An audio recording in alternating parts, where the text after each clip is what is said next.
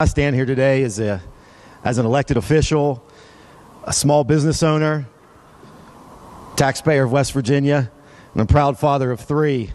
And I think you guys saw my three boys here yesterday. My desk is still terrorized from them being here and speaking. But I just want to thank you all for the gesture. My boys wanted to come back to work today with their father because of you all made them so welcome here. And I thank everybody in here for doing that. You know, hundreds of bills come across our desks, 1,100 or so, I think this year, if not more. And we're presented with the case on the facts and the merits and whether to vote for or against something. And as I heard my colleagues' remarks, it made me remind me myself of some of the bills and some of the things we debated about in length in here. And the people aspect of it. I mean, think about some of the stuff we spent hours and hours on, you know, from guns to education to trucks to coal to solar. But there was people. There was people all over the galleries. There was people here. There was people talking to us. There was people on one side or the usher. And the thing in my finance committee that we lacked up there when we talked and we talked about this bill in great length was what was absent was people. Was people in the room for this bill. There was one person there in the Finance Committee that said they didn't represent any business in West Virginia. They represented a national organization that was for this. That was the only person in our committee. Now, I know we had a public forum, and I know we heard others, and there were people out there for this bill. I'm not saying that. But we're basing the facts of the Finance Committee off of a study from 2009, and then again from 1999, from 10 and 20 years ago. And you're right. We probably did warrant an intermediate court in 2009. Our court system was a lot different than it is now. 10 years have passed. 10 years have passed since that last study. What do we have now that we didn't have then? We have business courts. We've got drug courts. We've got all the facts and data I've seen, you know, the backlog, and my chairman from Judicial made some great points that, you know, I haven't had one business tell me that if they really wanted an appeal, they didn't get the appeal. I know, and I'm not a lawyer, and I don't pretend to be, but those people who wanted a judgment or wanted a precedent, they got some sort of ruling whether they appeared in court or not. And all our case log and everything is way down. But, you know, forget about that. Our state has lost 57,516 people in just 5 years since the last 2009 report. In the last 10 years, we've lost more people than any other state in America over a 10-year span. But as a small business owner, and that's what I wanted to focus on today, as a small business owner, think what this would do. I think about what it would do to me. Think if I had to go just one time and pay those legal fees and pay those lawyer fees and fight this in court over whatever issue, then I have to choose between making my payroll that next week or paying more legal fees to take it to the next level. And what if I had to do it a third time and then maybe ultimately a fourth time? As a small businesses out there, 80% of West Virginians are small businesses out there. They can't afford, no offense to the lawyers in here, to continue paying lawyers over and over again. No small business wants to spend their hard-earned money and tied up all that time away from their job in the workplace in the courts. They want a precise, quick verdict, whatever it may be, and we get back to work. You know, I hear this thing I heard from my colleague over there, she said, we need more precedents. We need more conclusions so businesses might want to come here. Well, think about this. I'm not so sure we might get more precedents. We may not get more of those results because here's what's going to happen. As a business owner, I wouldn't want to take it to the next level. You know what's going to happen? That's going to force me to settle outside the court.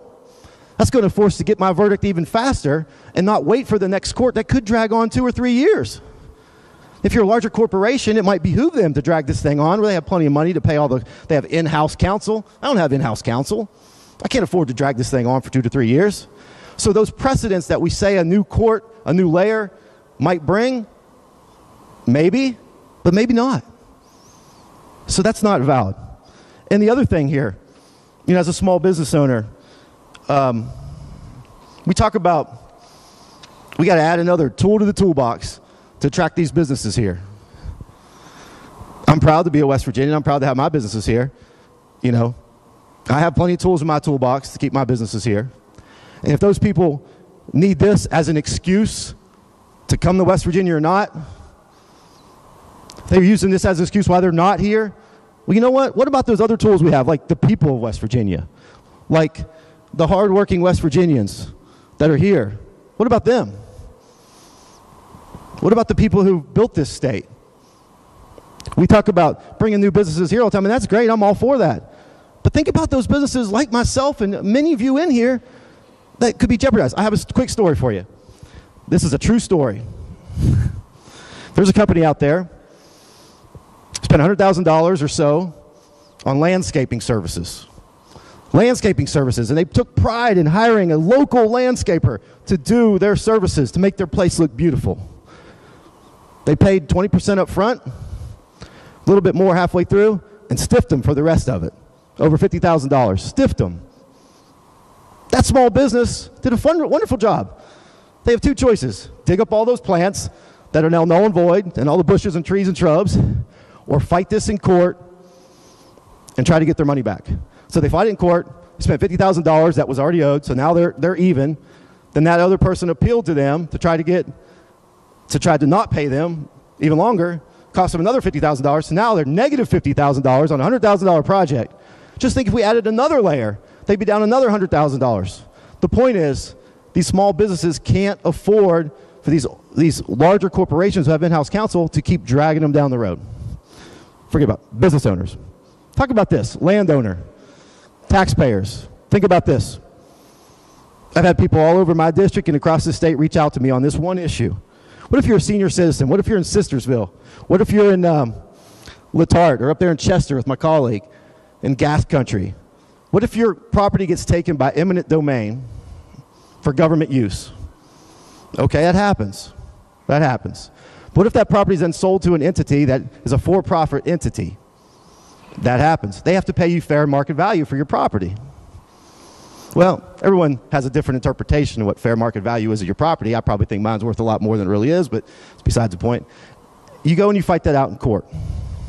You can't tell me that a senior citizen on fixed income has the extra means and resources to continue to fight this and fight this and fight this. Let's talk about their freedom. Let's talk about their liberty.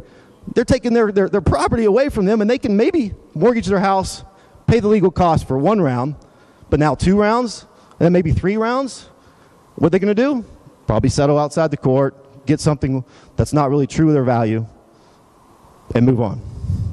But lastly, and I'll wrap up here, you know, as a good steward of policy and campaigning, like my colleague from the 20th said, I knocked on tons of doors these last 2 years, and I'm knocking on some doors now and talking to people. And Delegate Skaff, get up there, raise some cane and look out for me, be a good steward of our taxpayers' dollars.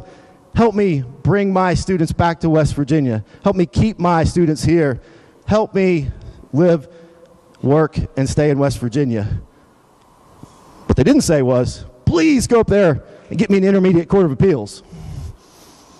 Bring me an intermediate court of appeals. You know, I think about this, what John F. Kennedy once said, because I tried to pride myself as a moderate, as a conservative. I try to work with all people in West Virginia, no matter their politics or their policies or what they believe in.